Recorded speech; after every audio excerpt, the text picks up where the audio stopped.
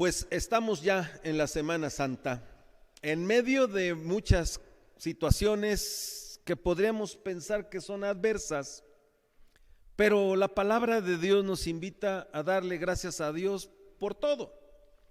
Y en todo hay que darle gracias a Dios. Sin duda que el Señor se mueve con poder y lo está haciendo a través de la misma iglesia allá en nuestros hogares. Son tiempos de meditación y de reflexión. Tenemos mucho tiempo para estar como familia y pedir al Señor que nos ayude en todas nuestras relaciones, como esposos, como hijos, como ciudadanos, como esposas, como madres, delante del Señor. Una semana que no la habíamos experimentado. Pasar una Semana Santa en casa. Sin duda que el Señor nos habla. Es como cuando el pueblo de Israel ofendió a Dios con la idolatría, como hoy también.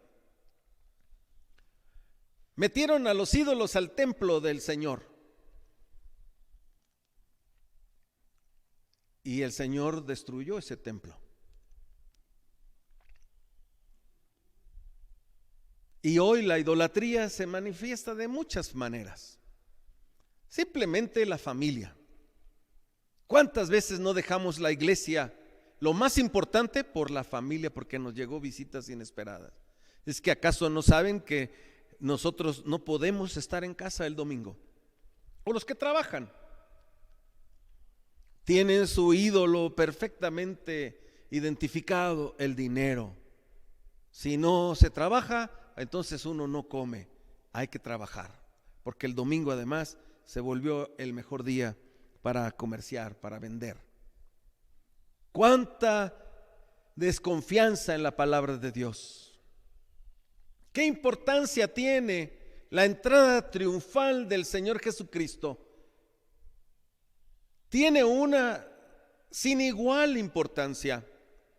La importancia de la entrada de Dios a Jerusalén, a la capital del pueblo de Israel. Una importancia que trasciende las generaciones. Fue tan importante para las personas en ese momento como también para todas las demás generaciones que han precedido aquel hecho de la entrada triunfante de Dios a la capital de su pueblo. El Señor, desde antes de llegar a la ciudad, la gente lo estaba vitoreando. El Señor pidió desde antes de entrar a Jerusalén que fueran sus discípulos a traerle este animal que estaba reservado por Dios desde la eternidad. Este evento de la entrada triunfal es una de las pocas eventos que están registrados en los 4 evangelios. Lo encontramos en los 4 evangelios, escritos por diferentes personas con diferente óptica. Y le damos muchas gracias a Dios porque se nos revela en esta entrada este acontecimiento tan trascendente, como decía, para los mismos cristianos de hoy como para los que le tocó presenciarlo en los tiempos de Jesús. Celebramos este domingo de Ramos o de Palmas para recordar este momento trascendente en la vida de la iglesia. Después de que el Señor entra, dice la Escritura que el Señor va al templo precisamente, al templo que ya había sido reconstruido, como hablábamos en los mensajes anteriores, por un rey persa, auspiciado por un rey que no era del pueblo de Dios, y reconstruye el templo de Jerusalén, y es al Señor Jesús que le corresponde entrar a este templo ya reconstruido, y que proféticamente el Señor dijo que iba a ser destruido, y eso ocurrió en el año 70 después de Cristo.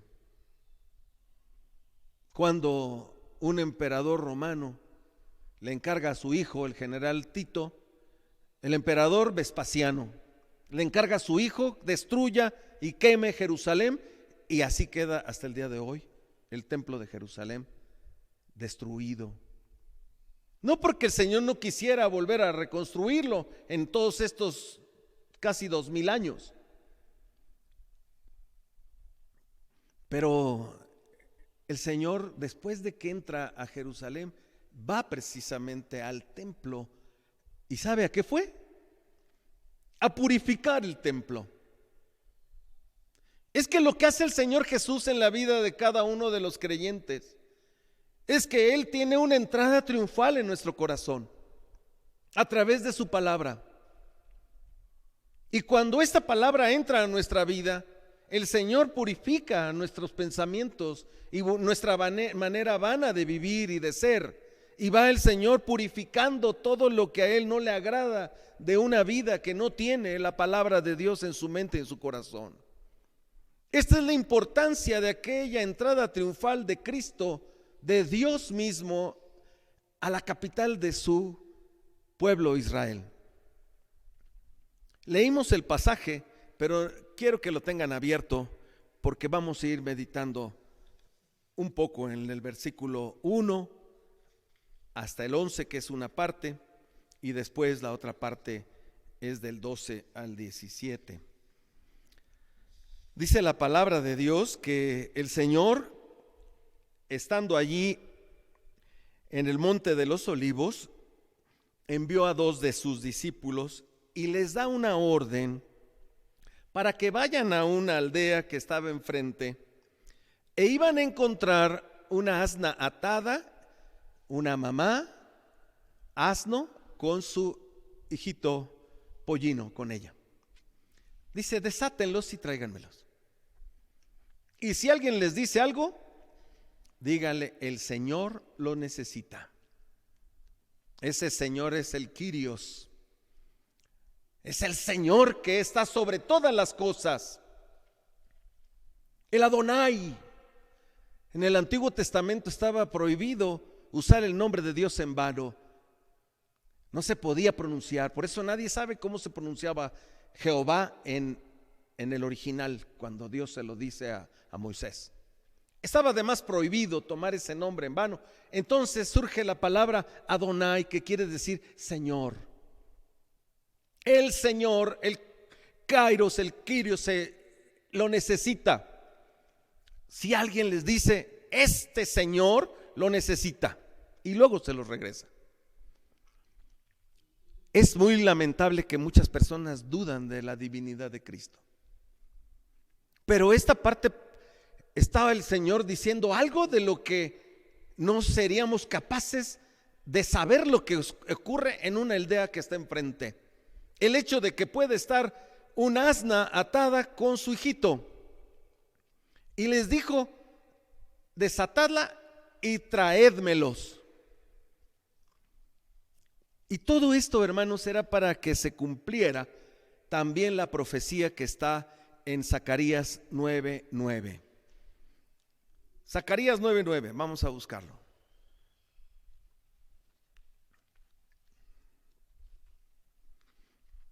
Zacarías 9:9 dice la palabra de Dios en el antiguo pacto: alégrate mucho, hija de Sión, da voces de júbilo, hija de Jerusalén. He aquí tu rey vendrá a ti, justo y salvador, humilde y cabalgando sobre un asno, sobre un pollino, hijo de asna. Esto fue profetizado y en esa ocasión fue cumplido.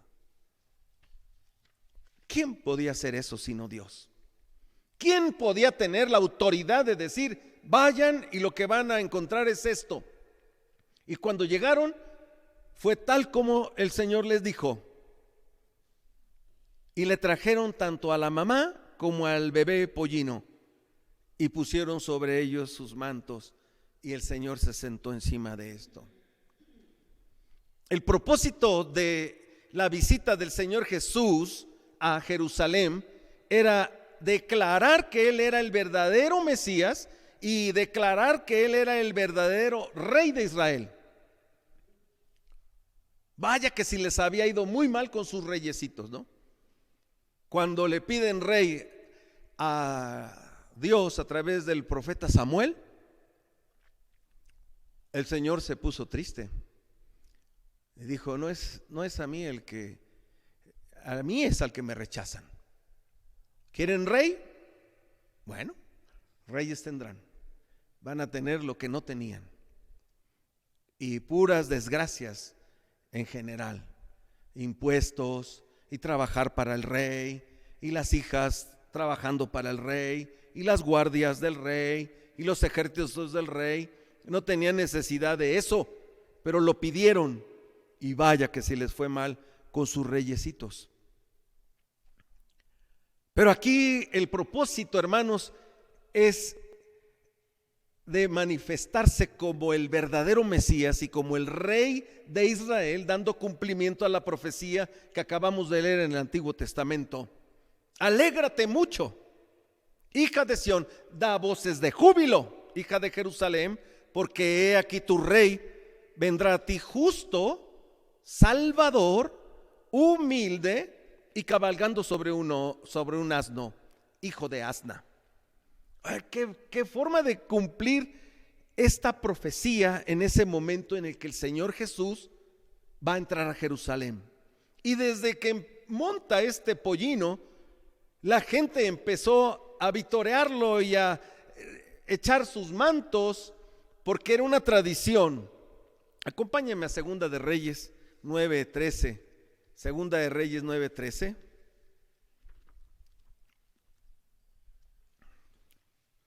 Cuando Jehú fue ungido rey de Israel, dice la palabra de Dios: entonces cada uno tomó apresuradamente su manto y lo puso debajo de Jehú en un trono alto, y tocaron corneta y dijeron: Jehú es rey.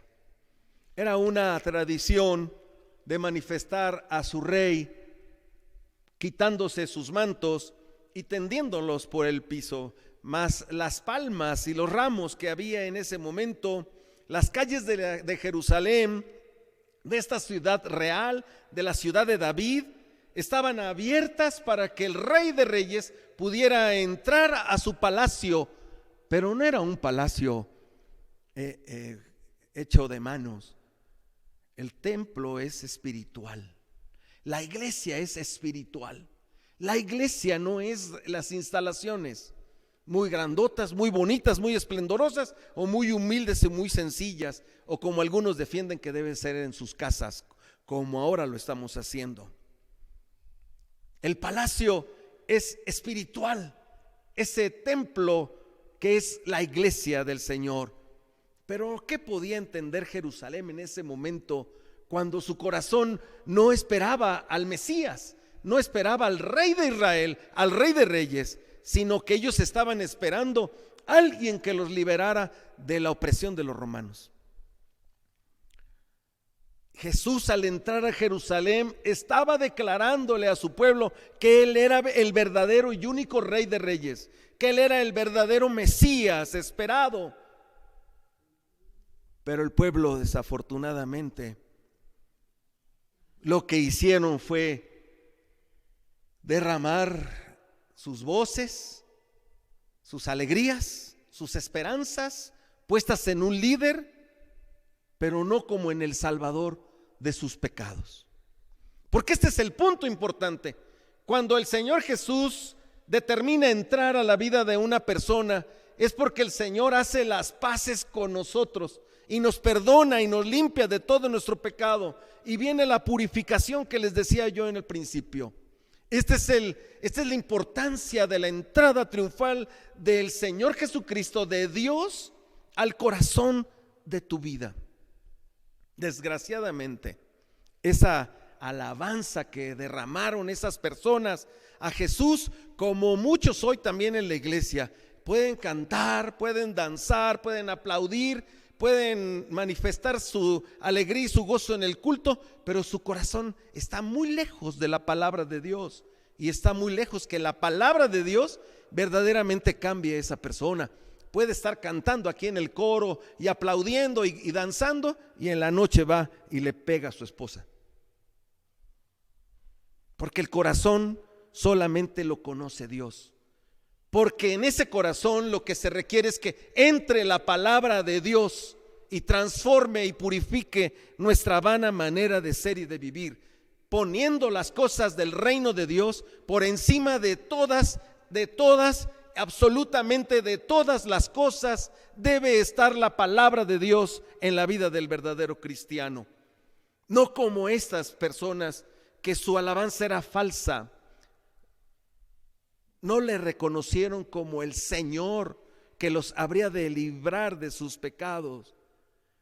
Más bien le dieron la entrada como un libertador mesiánico, como alguien que les iba a quitar la bota de los romanos que tenían encima por muchos años.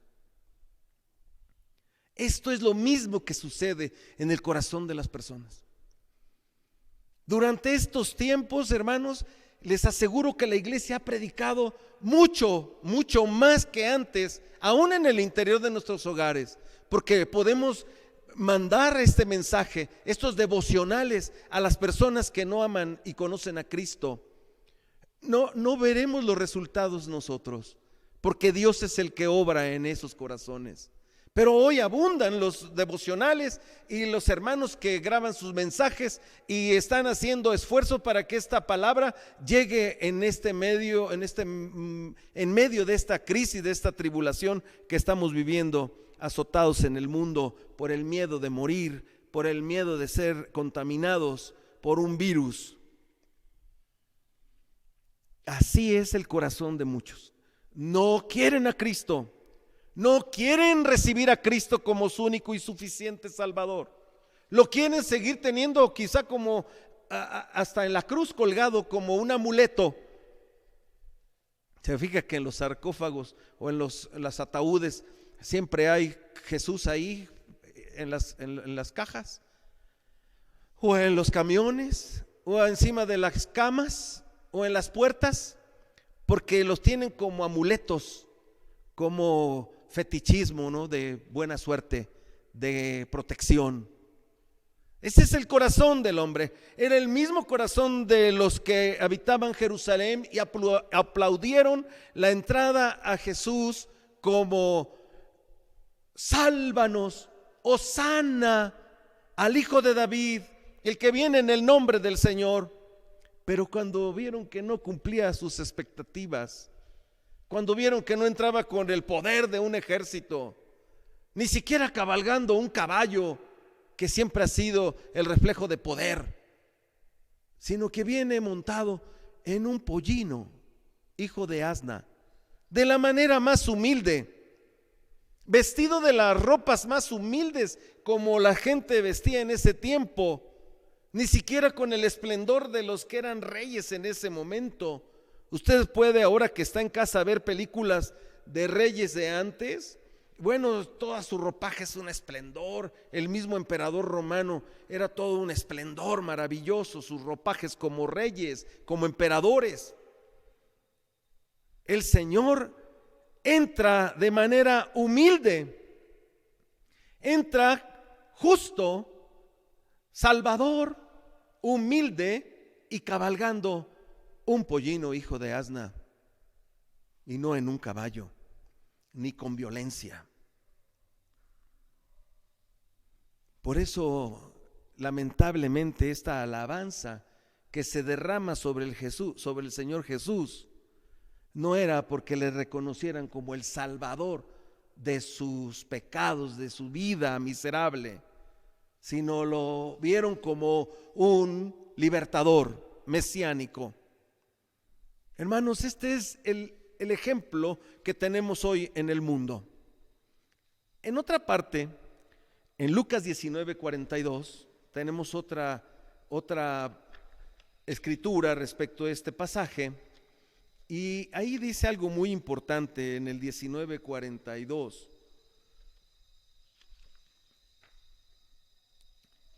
Dice la palabra de Dios, diciendo, bueno, en el 41, y cuando llegó cerca de la ciudad, al verla, lloró sobre ella diciendo: oh, si también tú conocieses, a lo menos en este día, lo que es para tu paz, mas ahora está encubierta de tus ojos. Esto, hermanos, es una realidad en la vida del hombre. Se requiere de la intervención de Dios para que eso que está encubierto de nuestros ojos, el Señor lo quite con el poder de su palabra. Solamente se quita con la intervención de Dios a través de su Espíritu Santo. La palabra de Dios en nuestra mente y nuestro corazón. Pero el Señor aquí lloró y dijo: oh, si también tú conocieses al menos en este tu día lo que es para tu paz. Oh, tú que estás allí en tu casa, que no has podido poner los valores del reino de Dios por encima de todos los demás, por encima de tu miserable manera de ser y de pensar, tus negocios, tu salud, tu ejercicio, todo lo que el mundo hace, la educación, las maestrías, los doctorados, todo lo que te dé un plus por encima de lo general. Estamos enfocados a eso, pero no en los valores del reino de los cielos. Lo seguimos viendo como un libertador, que ya en el momento que tengamos que entregar nuestra vida, entonces ahí le echaremos un grito al Señor en ese momento. Pero toda la vida se te pasó y tendrás el mismo comportamiento de aquellos que le gritaban: sálvanos, y después: crucifícalo. Por un lado aplauden y al ratito lo rechazan, y así estamos en nuestra vida, viviendo una vida miserable. Hay casas donde ponen los himnos cristianos, pero no está la palabra de Dios en el corazón y en la mente de las personas. Por eso hay rencillas, problemas, dificultades, porque no está la palabra de Dios escrita en tu mente y en tu corazón. Son tiempos, hermanos, de reflexión. Son tiempos para que nos acerquemos a la palabra de Dios. No basta con aplaudirlo aquí en los cultos o bailar, porque en el primer problema lo rechazamos y estaremos gritando: crucifícalo también, pues no cumple las expectativas de lo que yo quería, no hizo lo que yo quería. Cuando viene una desgracia, inmediatamente nuestro corazón se pone en reversa para no aceptar las cosas de Dios, y empezamos a tener un odio hacia Dios y un rechazo en automático. ¿Por qué hizo esto? ¿Por qué a mí me tocó? ¿Por qué? ¿Por qué? ¿Por qué? Hermanos, esta entrada triunfante de Dios a Jerusalén está llena de contrastes. Y estos contrastes, como lo estamos viendo, tiene aplicación a nuestra vida como creyentes. Dice el Señor que había de entrar como un siervo humilde, y así entró, no con vestimentas reales. Entró en un asno humilde en su vestimenta, en un asno, no presumiendo un gran corcel blanco, ni con las vestiduras que mencionaba yo reales, sino con ropa común y corriente, la que usaba la gente en ese momento.